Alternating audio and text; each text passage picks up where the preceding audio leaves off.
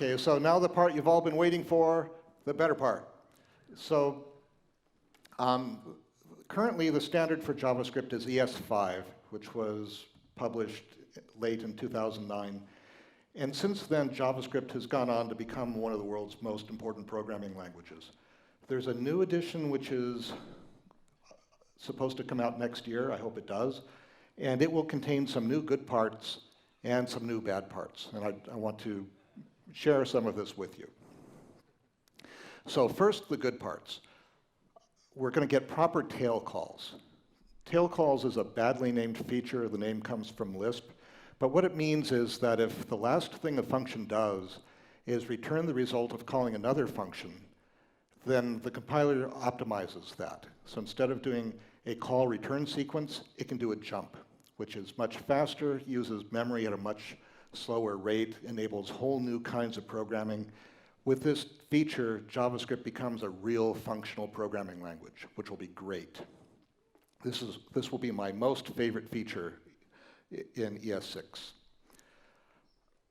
The next is ellipsis, ... also known as the rest operator or the spread operator, which replaces the arguments array. It becomes the best way for writing functions that deal with a variable number of arguments. So in an argument list, ... a variable name or parameter name means take all of the remaining parameters, put them in an array, and assign them to that variable, which is great. So here you see two versions of the curry function, one written the new way in ES6, the other written the old way in ES5. The old way is just intolerably bad. It's just ugly and horrendous, and the new way is really elegant. It means any place you put ... it means a variable number of things, which is really, really nice. Next new feature, modules.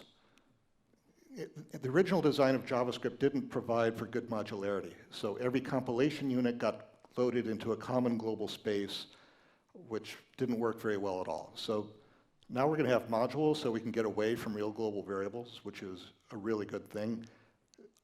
The implementation of modules will be significantly better than what people are currently using, with various forms of require and so on. Modules is going to be much better thought out, does a much better job of managing asynchronicity. We're getting a new let statement. Let is the new var statement. It works just like var, except it will respect block scope. So now finally JavaScript will have block scope, just like all of the other languages. Now it turns out you don't need block scope.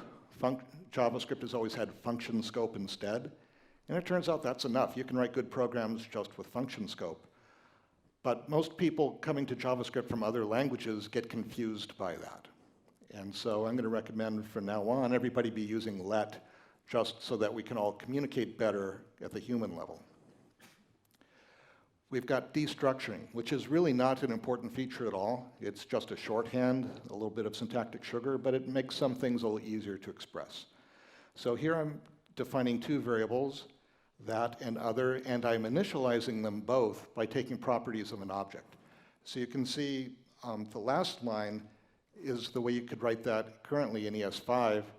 The new one is a little shorter, a little cleaner. It's nothing that you couldn't do before, but it's a little better. Then finally, I think a new feature which has the worst name ever given to any feature in any language, and it's the weak map. The weak map is brilliant. It actually makes it possible to write lots of kinds of programs which are impossible to write in the current language. So this adds a lot of new functionality, but it has a terrible name. What it does is it works the way objects should have always worked, where any object, any value can be a key. JavaScript currently doesn't allow that. And we tried to fix that, and we couldn't, because there are people who are dependent on the stupid way it's actually implemented. So instead, we added a second thing, which is called the weak map. So you can put key value pairs in it, and if a key becomes unrooted, then the garbage collector can take it out of the map, which is nice. So unfortunately, people aren't going to want to use it because it has the word weak in it. Nobody wants to put something weak in their programs, but it's really, really good. And so we're lucky to have that. So far, those are all of the good parts that I've identified in ES6. There are lots and lots of other features in ES6. we don't have enough experience with all of them yet to know which are going to be good and which are going to be bad. There are few that we know are going to be bad. The worst is class. There's new...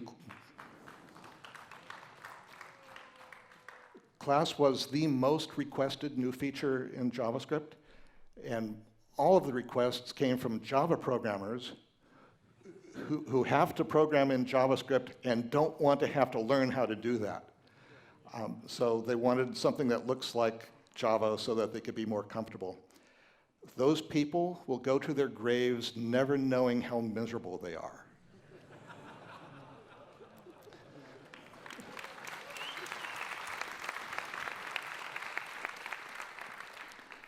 And there's some other things like generators, which add a lot of complexity to the language and not much value, so I'm not sure about those, and then there are other things. So I'm constantly re-examining the way I program. I'm always trying experiments, and I'm always trying to critically evaluate what I'm doing with it, try to figure out, am I actually doing things correctly? How can I improve the way I do things? And through that process, I've changed my mind about what I previously considered were good parts in the language. For example, I stopped using new years ago. I just stopped using it. And used object.create instead. And in fact, I got object.create added to the language specifically so that I could use it, because I thought that was a better way to do prototypes. So I was really surprised when I realized that I have stopped using object.create, because it's there for me, and even I'm not using it anymore. So what happened? What changed my mind about that? What happened was I stopped using this. And when you're not using this, you get no value at all from object.create. And the reason I'm not using this is because I did an experiment called Adsafe. In 2007, there were several groups who were attempting to figure out how to make JavaScript a more secure language so that we could have third-party code running in our applications and allow the third parties to do whatever they need to do, but not compromise the security of the first or second parties. And that turns out to be really a hard problem in JavaScript. And it's made hard by this, because if you put this in a method, this gets bound to the object of interest, which is exactly what you want. But if you take that method and call it as a function, this gets bound to the global object, which destroys all security. So how do you do that? How do you fix that? And there are a number of experiments. There was FBJS at Facebook, there was the Web Sandbox at Microsoft, there was Kaha at Google, and there was my own Adsafe project. And most of those projects, their solution was to rewrite the program. So they would take your JavaScript program, they would change it, they would insert indirection, they would insert runtime type checking and other things in order to make sure that that code never got a hold of the global object. My approach with Adsafe was much simpler. I said, this is illegal. If you're using this, you don't get to run, and that's that. And that turned out to be really easy to implement. It didn't require rewriting. It didn't slow programs down or make them harder to debug. But it meant that virtually all JavaScript programs could not run in Adsafe, because everybody uses this, right? Everybody does that. So I decided, as an experiment, to try writing in the Adsafe language, in a JavaScript that doesn't have this. And I was very surprised to discover that my programs got better, that it wasn't a hardship not using this, it was actually a benefit. My programs got smaller and easier, and that's what we're all looking for. So that completely changed my mind about object.create, because I don't need object.create, because I don't need this. I stopped using null. One of the famous problems with JavaScript is that it has two bottom values, null and undefined. And after experiencing lots of problems in my code and other people's code, it doesn't make sense to have two of them and to treat them as though they're the same, that we should get rid of one of them, because you only need one of them. And so the one I decided to get rid of is null, because JavaScript itself uses undefined all the time. So let's use the one that the language uses, and the one the language doesn't use, let's just get rid of it. And that makes things a little easier. It also gets rid of the type of error, where type of null is object. If you never use null, then that's never a problem. Then I stopped using falsiness. I now believe that falsy values were a design error in the language. They were created in order to allow a programming style that looked sort of like C, where in C didn't have booleans, it only had ints, and if an int is 0, then it's false, and if it's not 0, it's true. And JavaScript created falsy values in order to allow that same programming pattern. And I think it's an erroneous pattern. You can get confusion happening because you think something is something, but it turns out to be 0, and then things go wrong. I think it's better to always explicitly get the Boolean and do it right. I don't use for statements anymore.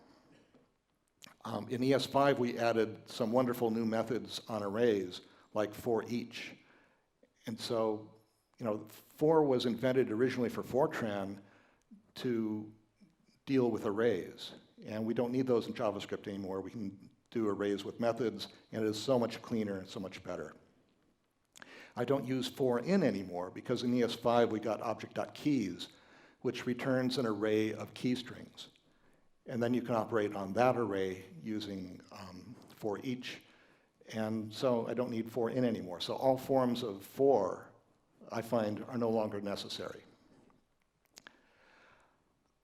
In ES6, we will have proper tail calls, and at that point, I will stop using while and do. I will have no need for loops at all. So, have I been out of sync? A little bit. Okay, sorry about that. So let me show you an example. This is two versions of the repeat function. Repeat takes a function and calls it until it returns undefined. One of them is written using a while loop. The other one is written using tail recursion. In ES6, they will both have exactly the same performance. In ES5, the while loop runs much faster than the recursion, but in the next edition, they both run the same. So when that becomes possible, that's the way I'm going. I'm going to be using tail recursion for doing everything. I won't be doing loops anymore. So I've been thinking a lot about the next programming language. What's going to happen after JavaScript? And I have to believe that there is going to be a next language, because if JavaScript is the last language, that's just going to be really sad. I'd like to leave something better to our children, if you know what I mean.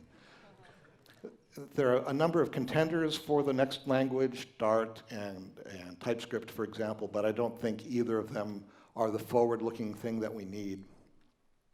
And so I'm constantly on the lookout. I'm looking at new ideas for languages, trying to figure out, how will we recognize this language when it arrives, and how will we get adoption for it? Getting adoption for it, I believe, is going to be extremely difficult, because it turns out that programmers are as emotional and irrational as normal people. And so when the solution finally arrives, most of us will reject it. We are generally the last people to figure out when something is to our benefit or not. So that sounds like a wild statement, so let me justify it. It took a generation to agree that high-level languages were a good idea. For decades, there was an argument in which machine language programmers were saying, we can't use Fortran, it's not efficient enough, we have to be writing instruction by instruction. It took a generation to agree that GoTo was a bad idea. Dijkstra published his letter in '68, and we argued passionately, emotionally, for 2 decades about whether we should be allowed to use GoTo or not. It took a generation to agree that objects were a good idea. It turns out that they were. But because we were so conflicted about that, we had a choice of object-oriented programming languages. We had Smalltalk 80, which is maybe the best design of a new programming language in the history of the universe. They spent a decade at Xerox PARC doing amazing research, designing and testing, evaluating, perfecting this language. And then we had C++. And the industry had to choose which one. And the industry went with C++. And the choice was made by people who fundamentally did not understand what object-oriented programming was.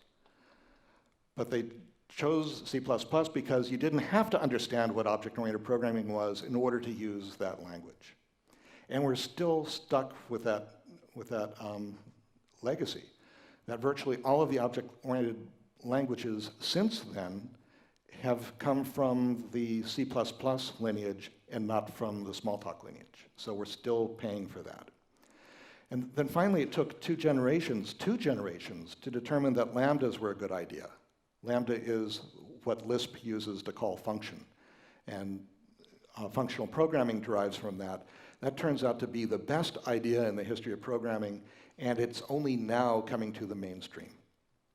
And I'm proud to say it's primarily coming to the mainstream because of JavaScript. JavaScript was the first language to take this idea and bring it to the public. It was followed quickly by Python and Ruby and a bunch of others, and now virtually all of the languages, even Java this year, is finally getting around to doing Lambda, which is great. But it took such a long time to happen, a lot of people took that as evidence of it being a bad idea, because if it were a good idea, it would have been adopted after only one generation. But that one was so wonderful, it took two. And the reason these things take a generation is because ultimately we do not change people's minds. We have to wait for the previous generation to retire or die before we can get critical mass on the next idea. So it's like we look around, are they gone? Can we get rid of GoTo now? Yeah, great, good, and we go on. There's no controversy today about GoTo, right? We know it was a bad idea. Getting rid of it allowed us to level up our programs. We could manage complexity better.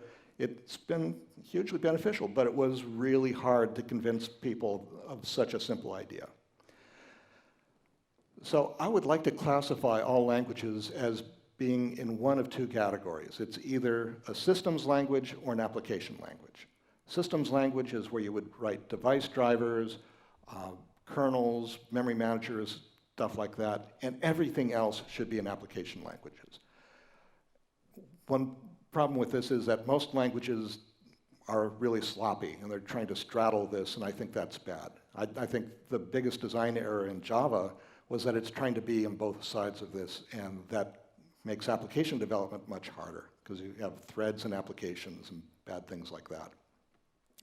But I'm mostly, and really the last good systems language we got was C, and that was, what, 40 or 50 years ago. And I would like to see some innovation in that space too. We need a better systems language.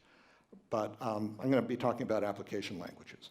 So in most application languages today, they're all object-oriented, and they use either classical inheritance or prototypal inheritance. And I used to be a big advocate of prototypes because of the problems with classes, that they require you to do a classification. You have to look at all of the objects in your application and determine what's in them, which is a useful thing to do.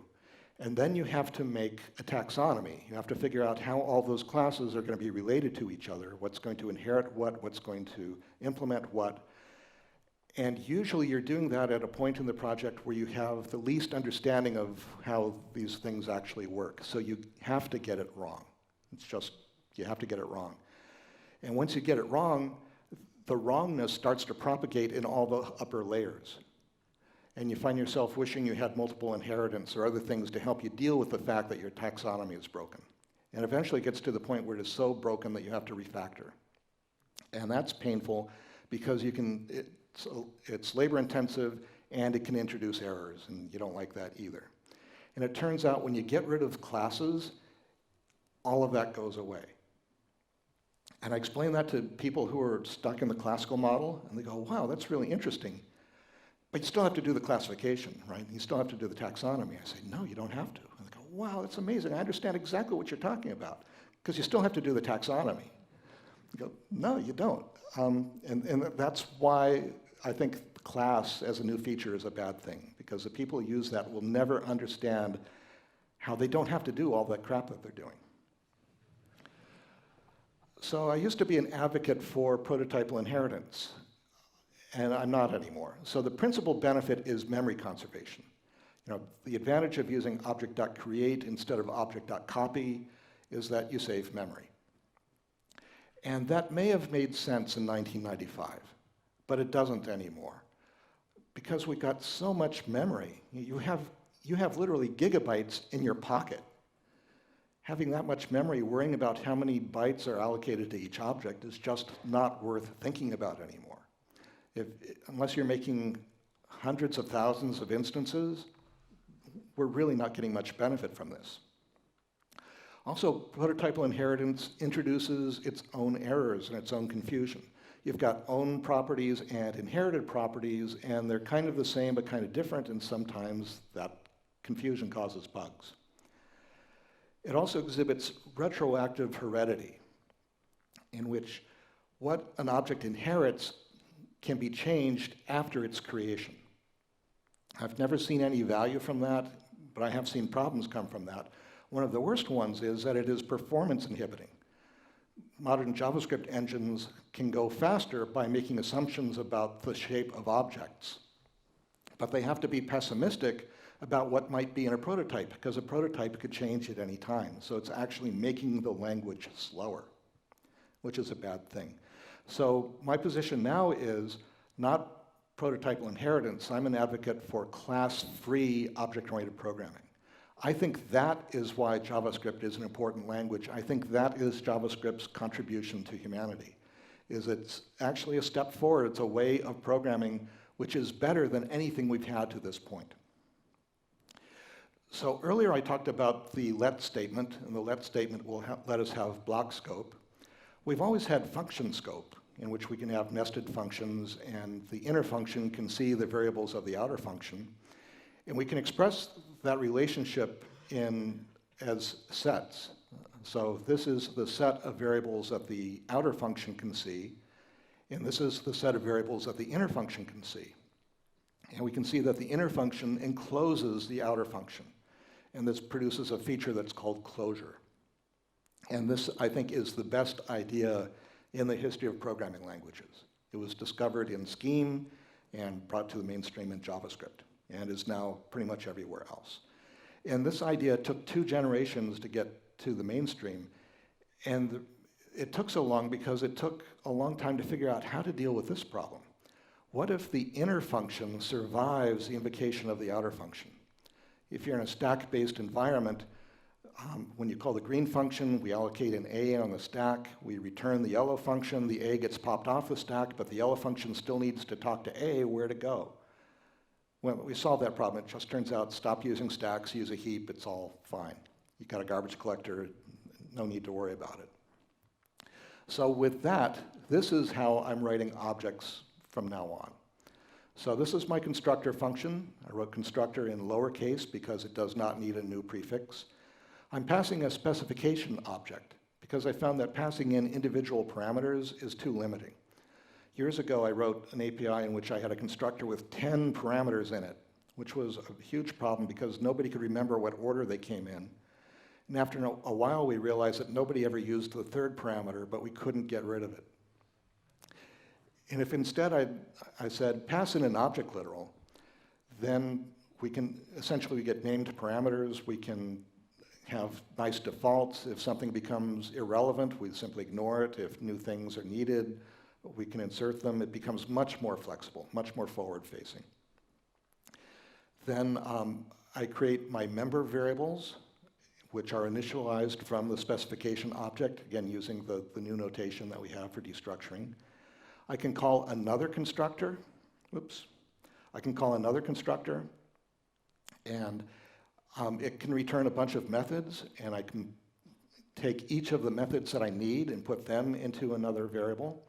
One of the nice things about this is it avoids the general problem you have in inheritance, that you end up inheriting everything in the past history of an object or a class. In this case, I only inherit the stuff that I actually need. Then I can create my methods, and my methods will close over the member variables, over my methods and the other methods, and over the spec object. And then finally, I will take all of the methods which need to be shared with the public, put them in an object. We have a new notation. If the name of the property is the same as the variable that's going to initialize it, I can now leave it out. So that's short for method colon method and other colon other. And I will then freeze the object.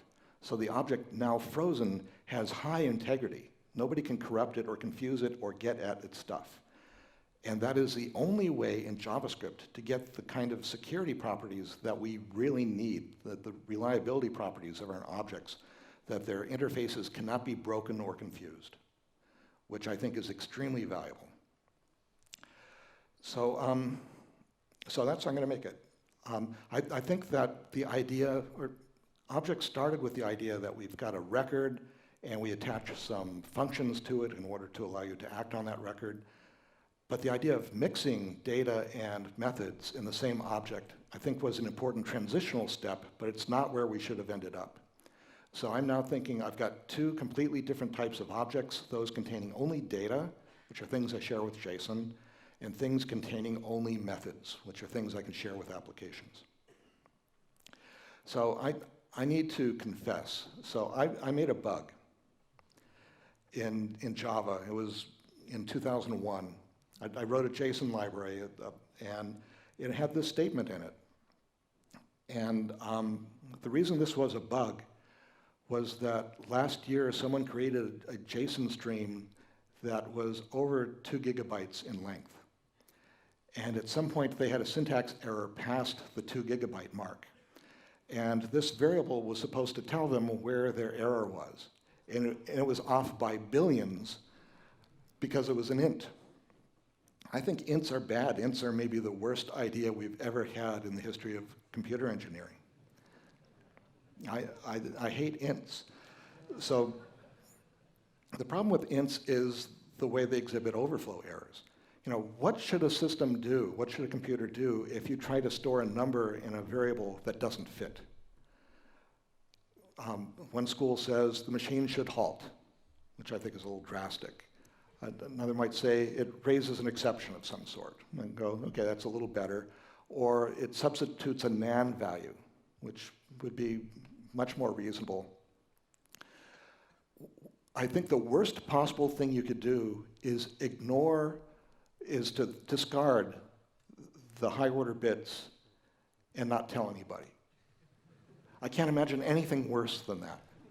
And that is what we do. That how can you have any sense of, yeah, it's just awful.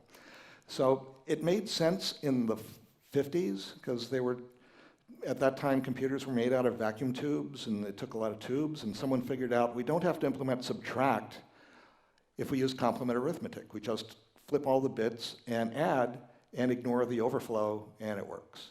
And it was a brilliant idea then, and we have not reconsidered that since.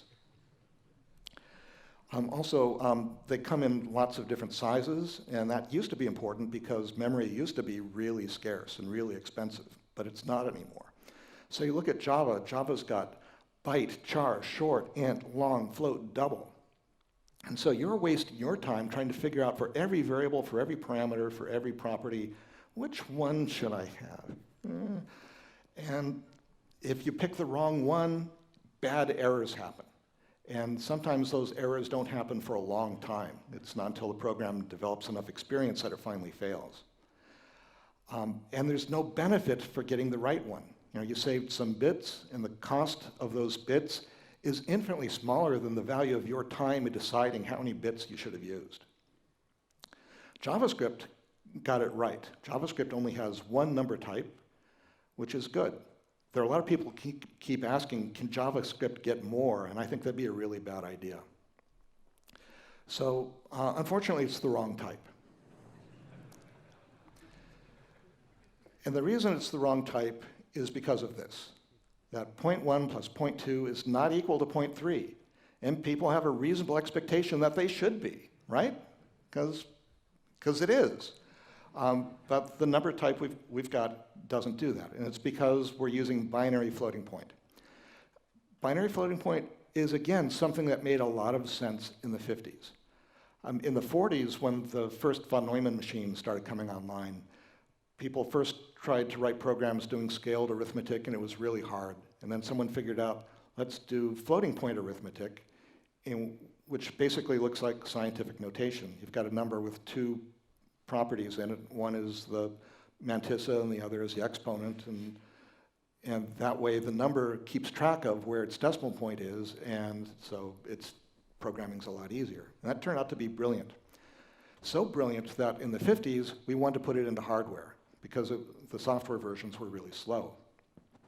But again, things are made out of vacuum tubes. So someone had the really bright idea, let's do binary floating point, because then when we need to normalize, we only have to shift by 1 bit, which is a lot cheaper than a divide by 10. So that's what we've been doing. Now, the scientific community didn't mind that. It worked fine. You know, they're always dealing with approximate values anyway, and they're always dealing with error terms and stuff. So it worked for them. It did not work for the business community because they need the cents to add up, right? You can't just be fuzzy about money. So there was a big split, and there were two kinds of hardware. When you bought your mainframe, you would either get the floating point package if you're a scientific shop, or you get the BCD package if you're a business shop. And different languages for those two schools. You had Fortran doing the scientific, you had COBOL doing the business.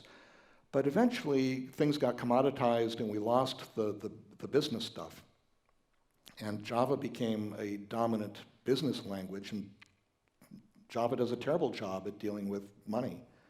But we're kind of stuck with that. So I propose to fix it. And this is how I'd fix it. There's a new number type called DEX64. It's really simple. It goes all the way back to the original idea about how floating point should work, the way we did it in the 40s. We have a 56-bit coefficient and an 8-bit exponent. And you see the formula that determines what the actual value of the number is. You can take any existing integer, shift it 8 bits, it's now one of these. So it's really simple. And it can be really fast. So a hardware implementation, most of what we would use ints for can be done in one cycle.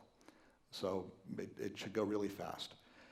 And it'll work correctly. It'll do arithmetic the way we were taught in school to do arithmetic. So we won't be surprised about unexpected precision and other weirdnesses that happen with binary floating point.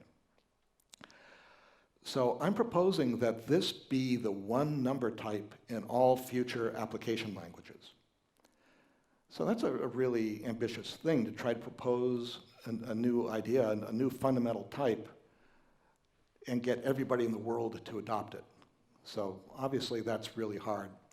I don't have to convince everybody in the world, I only have to convince one person. And that's the man or the woman who designs the next language. If I can convince that person that they want to have one number type and they want it to work correctly, here's what you do. So if you're curious about this, there's an implementation on GitHub in x64 assembly language, if you want to get an idea of how it works. There's really not much to it. It's pretty easy. So it's been lovely talking to you. Thank you, and good night.